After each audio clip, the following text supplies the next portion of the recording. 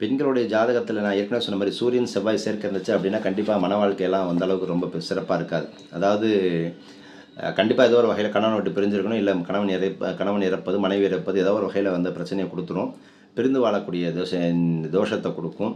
இது கண்டிப்பாக வந்து கணவர் வந்து தூரதேசம் சென்று வாழ்க்கை நடத்தக்கூடிய நிலை சில பேருக்கு இருக்கும். ஆண் ஜாதகத்தில் சூரியன் செவ்வாய் சேர்க்கை தொழிலும் இல்லறத்திலும் ஏதோ ஒரு வகையில் பாதிப்பை கொடுத்தே தீரும்.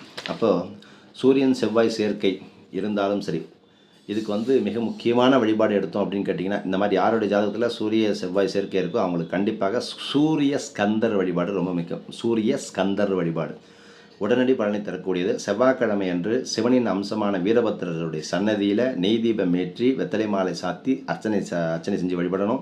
திருச்செந்தூரில் அமாவாசை பௌர்ணமி அன்று நள்ளிரவில் பள்ளியறை பூஜையை பார்த்து அங்கேயே தங்கி மறுநாள் காலை சுவாமி தரிசனம் செய்கிறது தோஷம் குறையும். ஈரோடு பக்கத்தில் கொடுமுடி மகுடேஸ்வரர்